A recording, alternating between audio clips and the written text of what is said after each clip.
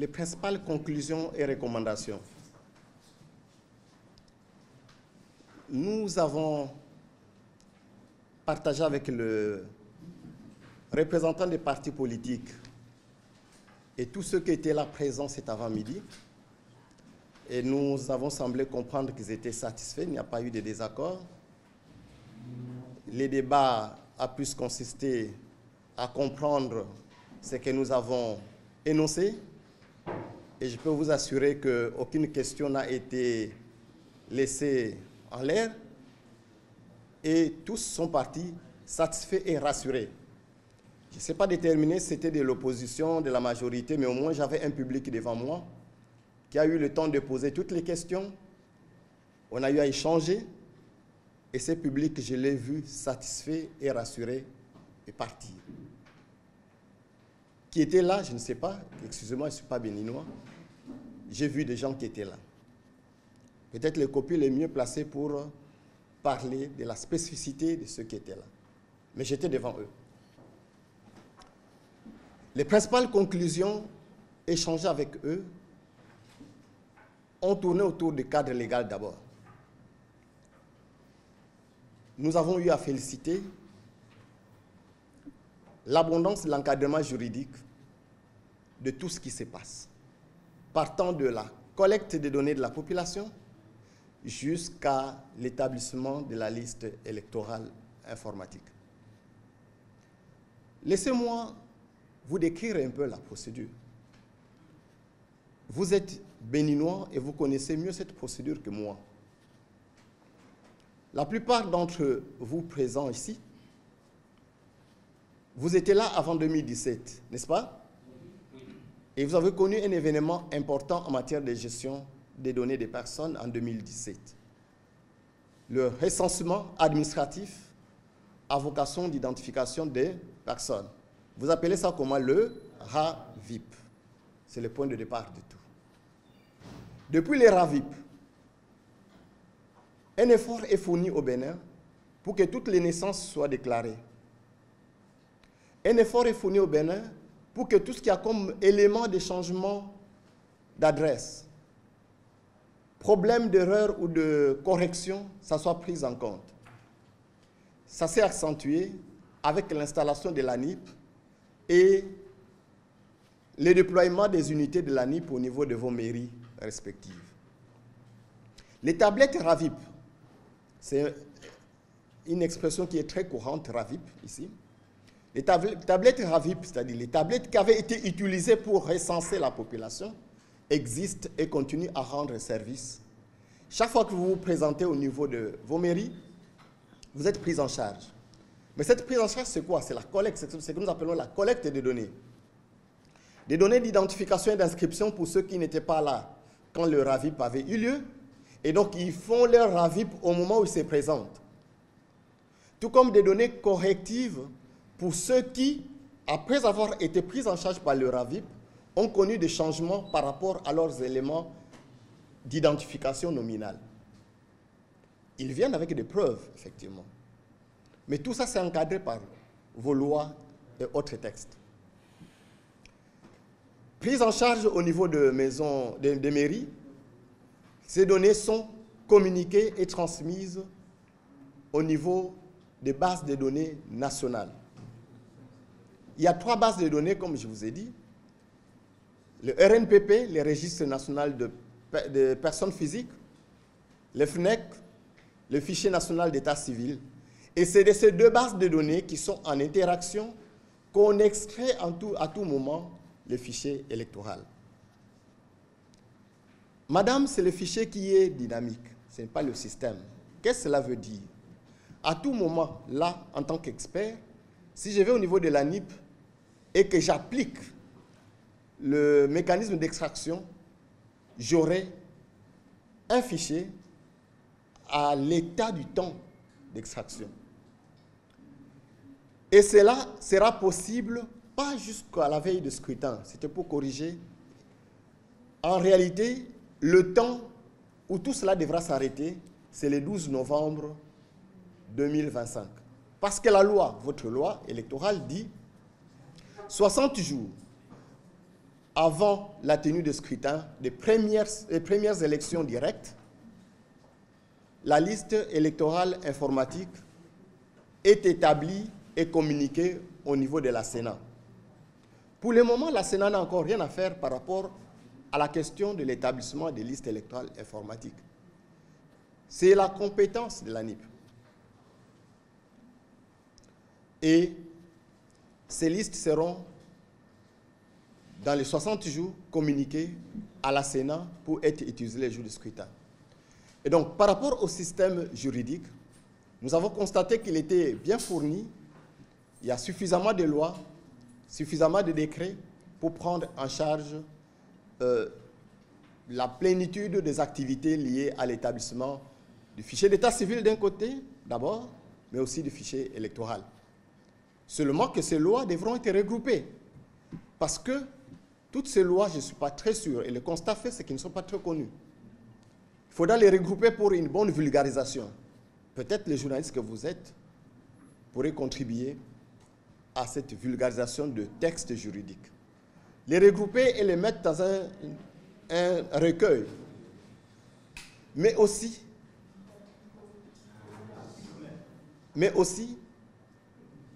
ces cadres juridiques sera certainement amélioré dans le sens d'extirper des différentes lois toutes les expressions, toutes les dénominations et toutes les institutions irréférencées, mais qui sont devenues obsolètes ou anachroniques. Ce cadre légal sera certainement amélioré dans le sens, et ça rejoint une des questions qui a été posée, dans le sens d'étendre l'inclusivité. Ce cadre retient comme date de référence pour l'appréciation de la majorité la date du scrutin, de premier scrutin de l'année électorale. Évidemment, pour ce premier scrutin de l'année électorale, la liste inclura tous les majeurs et toutes les personnes, tous les citoyens béninois qui auront atteint la majorité des 18 ans à cette date. Mais pour les scrutins qui suivront, il se posera un petit problème. On risque d'exclure les nouveaux jeunes qui auront atteint la majorité entre le premier scrutin et les scrutins qui suivront. C'est simple, il faudra que les législateurs retiennent comme date de référence de l'appréciation de la majorité les jours du scrutin concernés. Et donc, nous n'aurons plus, dans ces cas, une liste électorale informatisée unique à l'année électorale, mais puisqu'on est face à un fichier dynamique, il sera possible de produire pour chaque scrutin une liste électorale informatisée conforme au scrutin concerné, parce que la date de ce scrutin sera une date de référence pour faire le tri et l'extraction de la liste. Et donc, au niveau du cadre légal, il sera aussi nécessaire que les législateurs puissent intégrer certaines pratiques que la NIP fait déjà par rapport au nettoyage du fichier. Pas seulement les fichiers électoraux, mais en amont, les fichiers d'état civil. Quand il s'agit de rechercher d'abord et d'extraire le doublon. Cette question n'est pas suffisamment abordée par le cadre légal en vigueur, même si techniquement, la question est très bien prise en charge. Mais il faudra bien que le législateur couvre la pratique qui s'est faite en termes de recherche de données, de doublons, c'est l'expression la plus courante, donc la recherche des enregistrements multiples et le traitement de ces enregistrements multiples. Par rapport à la base de données, les constats sont clairs. Le registre qui a été analysé ne contient pas les doublons parce que la question de la déduplication est réglée en amont du fichier. L'avantage que le Bénin a, le Bénin dispose d'un fichier d'état civil qui est modernisé et stabilisé. Tous les traitements dus à un fichier d'état civil bénéficient au fichier électoral. Et donc, un fichier d'état civil, déjà, ne peut pas tolérer en son sein des doublons. Parce que la nation tourne avec un identifiant unique par citoyen. Et donc, quand on l'extrait du fichier électoral intervient, l'extraction du fichier électoral intervient, ça intervient dans un environnement où le fichier d'état civil lui-même a déjà été dédoublonné. Donc la question de doublon ne se pose plus. Mais au-delà de ça, les experts se sont assurés qu'il y a quand même des mécanismes de vérification pour qu'il n'y ait pas de doublons persistants. Et ces mécanismes existent, ces mécanismes sont efficaces. Qu'est-ce que les experts ont fait dans cet environnement? Parce que j'ai semblé comprendre que ça n'a servi à rien que les experts arrivent. Attention. Ce qu'on fait à la cuisine, quand on prépare, on ne vient pas les raconter totalement à table, sauf qu'on laisse les gens savourer le repas quand il est à table. Le repas qui sera servi, le fichier électoral, a bénéficié déjà des conseils des experts que nous sommes. Il y a un langage technique qui ne passe qu'entre techniciens.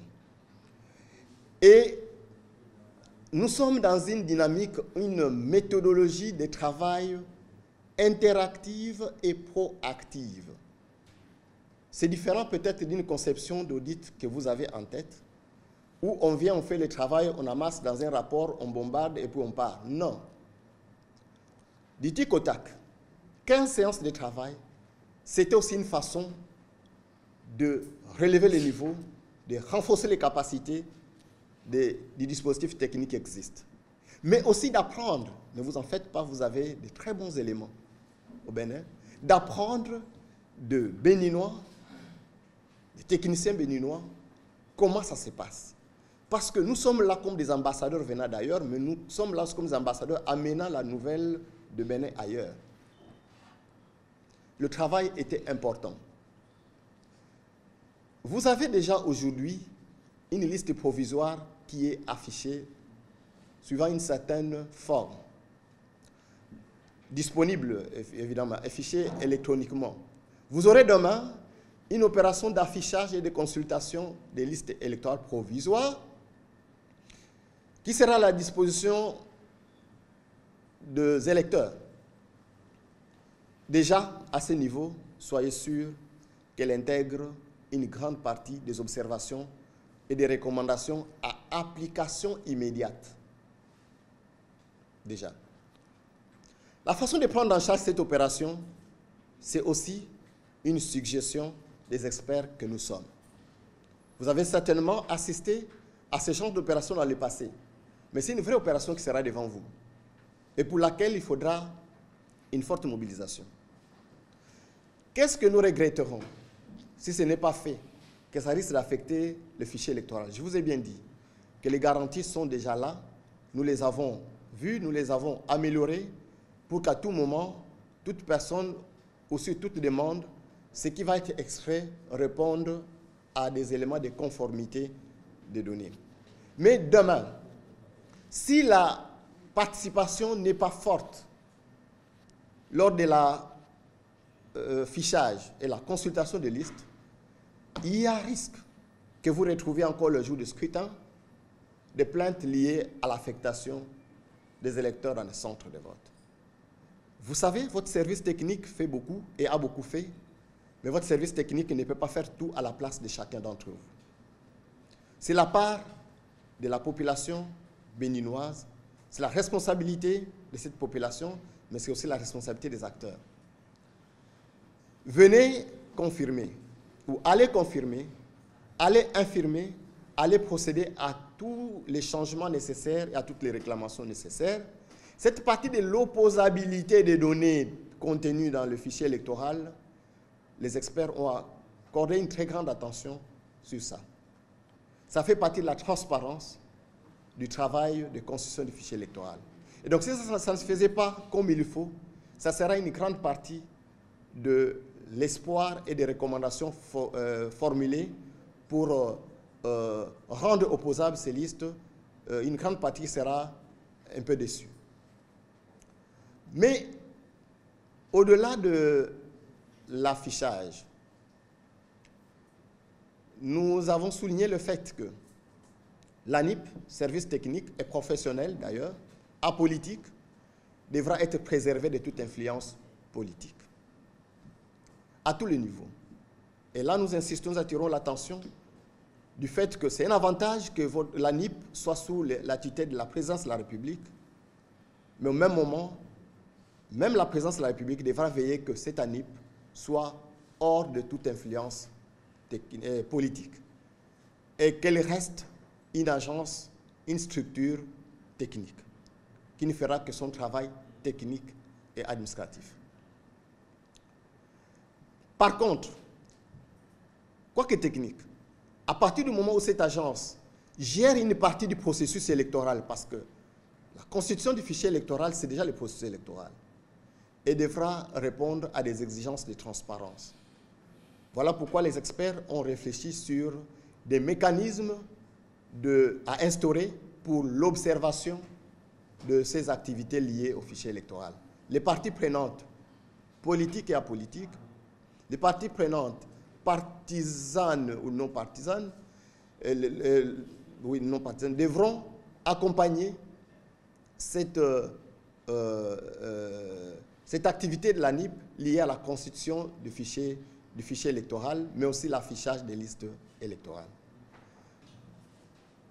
La mission d'audit du fichier électoral béninois, cette mission qui avait commencé depuis le 7 juillet, après l'arrivée des experts le 6 juillet, tend vers sa fin. Un travail a été réalisé et ce travail a porté sur l'analyse du cadre légal, réglementaire, organisationnel et institutionnel, cadre qui a servi à la collecte des données, cadre qui sert à la gestion des données et cadre qui va servir aussi à l'extraction de la liste électorale informatisée qui sera utilisée le 11 janvier, jour de scrutin. La mission a eu à examiner le dispositif de collecte des données, l'outil qui a été utilisé, les procédures utilisées, le mécanisme de transmission et de centralisation des données collectées. L'équipe a eu à analyser les différentes bases de données. Et les bases de données sont au nombre de 3. Il y a une base de données qui constitue le registre national des personnes physiques, qu'on appelle communément le RNPP, constitué de tous ceux qui ont été enregistrés, inscrits à l'occasion du RAVIP et de tout ce qui a eu comme mise à jour depuis la fin du RAVIP.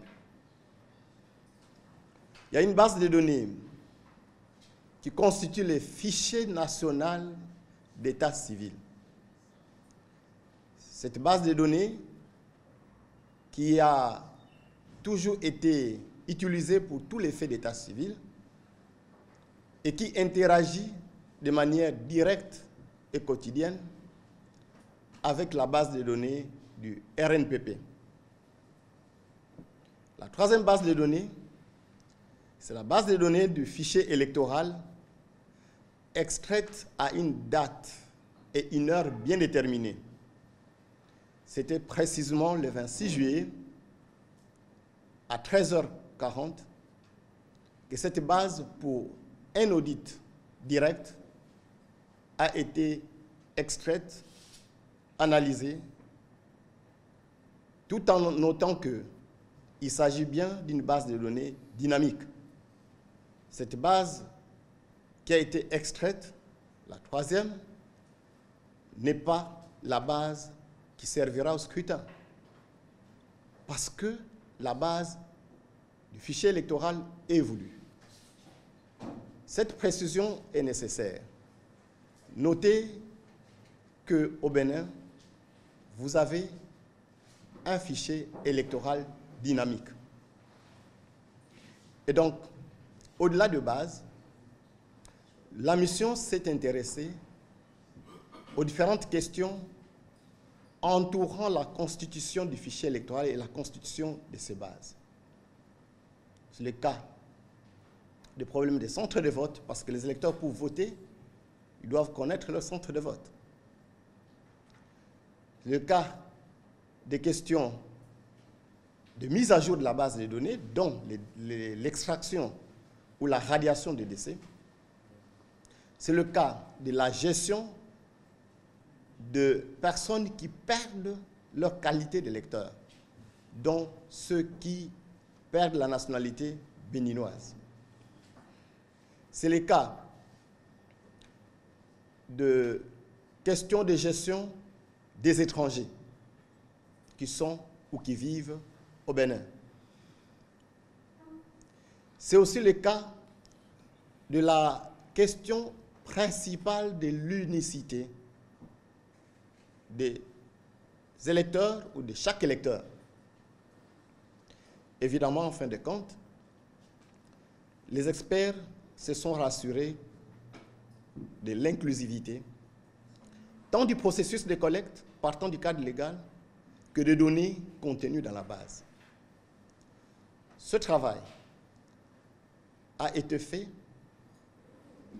à travers plusieurs interactions avec les parties prenantes, principalement l'Agence nationale de l'identification des personnes, l'ANIP.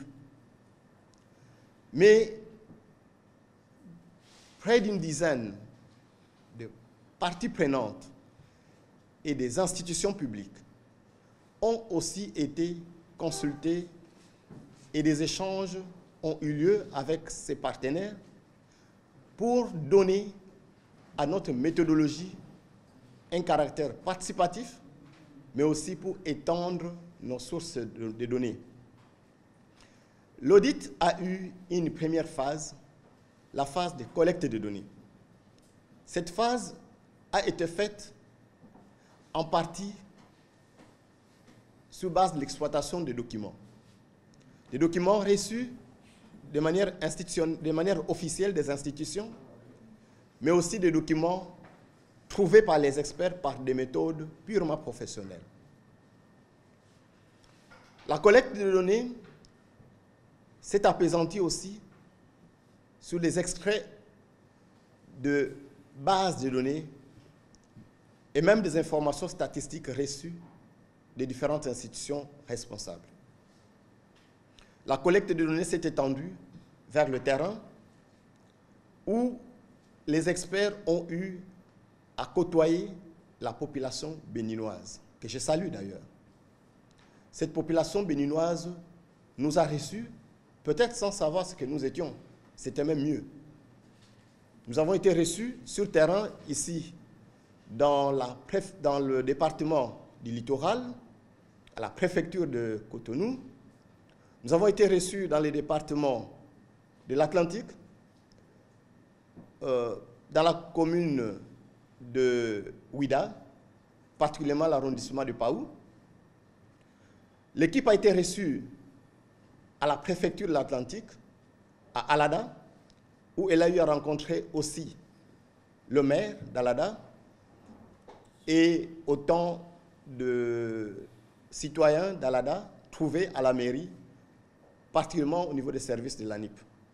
Et enfin aussi, l'équipe a été à Tori Bosito, je crois que c'est ça, où nous avons été reçus par la mairie, les services de la mairie et les unités trouvées sur place de l'ANIP. Cette collecte de données a été une partie très émouvante et intéressante pour les experts que nous sommes. Avant, après cela, de se concentrer sur l'analyse des données. Mais il y a une particularité, l'ANIP, l'Agence nationale d'identification des personnes, a été consultée, visitée, vérifiée près de 15 fois. Parce que non seulement que nous devrions bien comprendre ce qui se passe là, ce qu'elle fait, mais aussi, toutes les fois que nous devrions partir sur le terrain, nous devons avoir des cas précis à vérifier. et du retour du terrain, nous devons venir vérifier ce que nous avons constaté sur terrain. Aujourd'hui, sonne la fin de la mission en termes de collecte et d'analyse, et nous avons eu à partager avec les parties prenantes qui nous ont reçus tout au long du processus et que nous avons reçus ce matin. Nous avons eu à partager avec ces parties prenantes la synthèse de conclusions, des constats d'abord, la synthèse de conclusions et la synthèse de recommandations. Le rapport sera certainement rendu disponible par les COPIL, mais les experts transmettront en bonne et due forme le rapport aux COPIL. Le rapport est très détaillé. Il va dans les détails du cadre légal, du système informatique, des analyses démographiques et de la biométrie. Les actions à faire sont aussi très détaillées. Mais aujourd'hui, il a été nécessaire que nous recevions le feedback des acteurs que nous avions reçus, avec qui nous avons eu à nous entretenir avant, tout au long du processus, pour que nous sachions nous assurer que nous les avons bien compris quand nous les avons consultés, mais aussi nos analyses ne sont pas hors cadre. Et c'est avec satisfaction que nous notons que tout ce que nous avons communiqué est rentré dans le cadre du contexte de l'audit, mais aussi dans le cadre du contexte particulier de chaque partenaire qui nous a reçus selon sa spécificité. C'est avec joie qu'au nom de mes collègues ici, les experts internationaux de la biométrie, système informatique, la démographie et statistique, que nous avons partagé avec ces partenaires notre constat sur le fait qu'au Bénin, le système utilisé garantit à tout moment l'extraction d'une liste électorale crédible, fiable. Nous avons même ajouté viable, parce que nous sommes face à un fichier électoral dynamique. Face à cette réalité d'un fichier électoral dynamique, il n'est pas possible et même nécessaire de vous communiquer des informations figées, car ce fichier, depuis le jour que nous l'avons audité, il a changé, il a évolué. Par contre, en tant qu'experts, dans ce genre de cas, nous nous sommes assurés que cette base de données, à n'importe quel moment, nous ou d'autres personnes se présenteront, ils pourront trouver une situation limpide comme celle que nous avons trouvée. Des conseils ont été donnés à l'ANIP pour améliorer tel ou tel aspect, tel autre aspect technique. Et déjà, maintenant, le travail d'intégration de nos observations, de nos conseils, avait déjà commencé et il est en cours. La population béninoise, vous avez déjà certainement été invité à consulter vos données, à vérifier vos centres de vote, votre centre de vote chacun, à l'infirmer ou à le confirmer en ligne. C'est possible maintenant. Demain, il sera procédé à l'affichage des listes électorales informatisées provisoires. La population devra être encouragée, et ça sera aussi le rôle des parties prenantes politiques et non politiques, encourager la population à aller consulter les listes électorales provisoires qui seront affichées au niveau de chaque centre de vote. Des préposés de l'ANIP seront responsabilisés et positionnés au niveau des centres de vote pour faciliter la consultation, pour sécuriser l'affichage des listes, mais aussi pour requérir les différentes réclamations liées à cette liste. Dans le délai légal, 60 jours avant le jour de scrutin, la liste électorale informatique sera établie et transmise à la Sénat pour l'organisation de scrutin. Nous avons foi et confiance qu'à la suite de ce que nous avons analysé et vu, et en application de nos conseils et recommandations, cette liste permettra la tenue des scrutins de manière crédible et transparente. Cette transparence, nous l'avons suggérée, recommandée, déjà au moment de la constitution de ces listes par l'ANIP. Cette transparence devra aussi continuer jusqu'au jour du scrutin et dans le mécanisme de publication des résultats électoraux à l'issue du scrutin. C'est sur cette note que les experts ont clôturé leur mission aujourd'hui en espérant que les recommandations qui seront destinées ou qui sont destinées au COPIL d'abord pour un suivi et un monitoring d'exécution des actions, mais aussi à l'ANIP pour la prise en charge technique,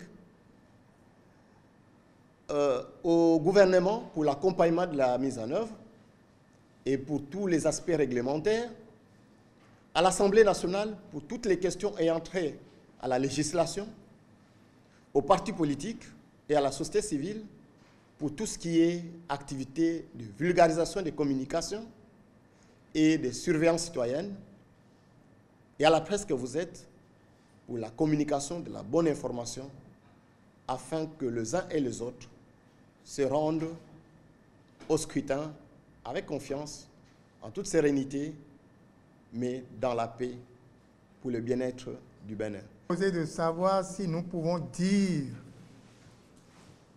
que le fichier électoral est nickel. C'est la question que vous avez posée. À travers la réponse du chef d'équipe, vous n'avez pas eu la réponse exacte telle que vous aimeriez avoir. C'est oui ou c'est non, il n'a pas dit ça. Et il a donné des détails. Il n'a jamais dit ça.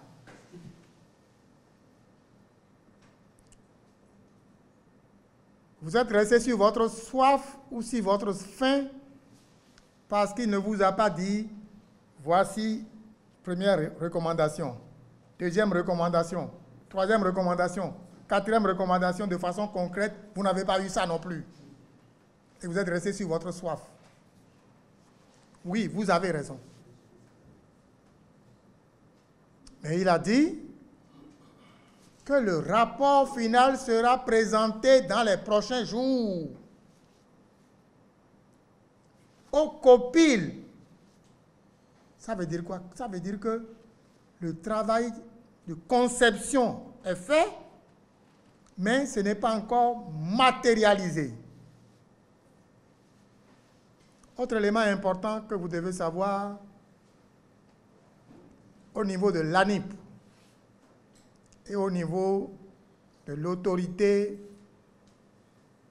de protection des données à caractère personnel, aussi bien eux que nous, membres du COPIL, nous avons signé un contrat de confidentialité.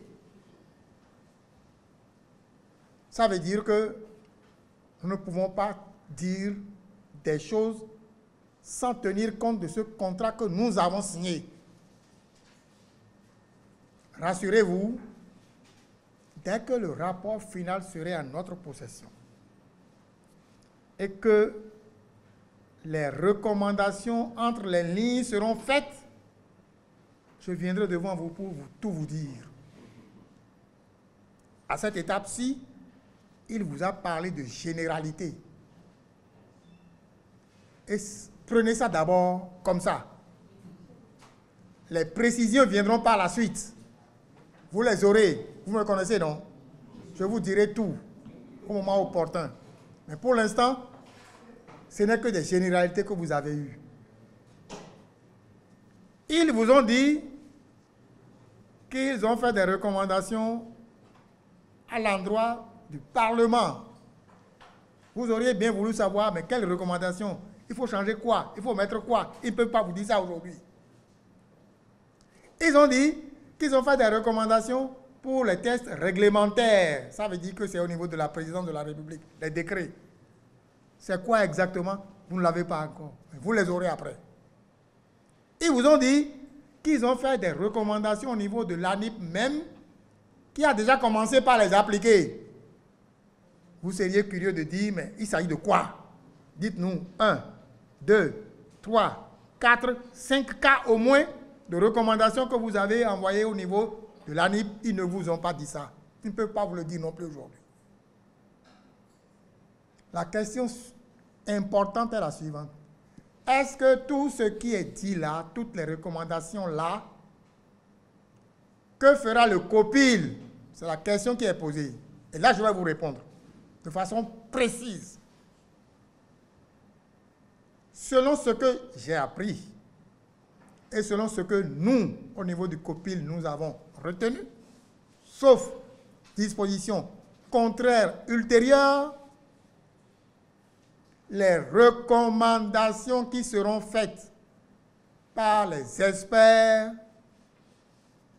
feront l'objet d'un suivi par le COPIL. C'est nous qui allons le suivre pour leur réalisation. Donc, rassurez-vous, quand nous les aurons sous la main,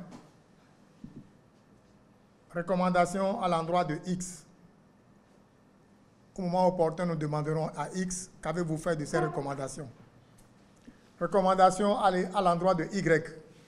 Au moment opportun, on demandera, qu'avez-vous fait de ces recommandations? Recommandations à l'endroit de Z. Qu'avez-vous fait de... Le COPIL le fera. Sauf si des dispositions contraires viennent dire, ça suffit, on prendra acte. Voilà la réponse que je peux vous donner. Aujourd'hui, 5 août 2025, je ne sais pas ce que ça sera après, mais pour l'instant, voilà ce que je vous dis.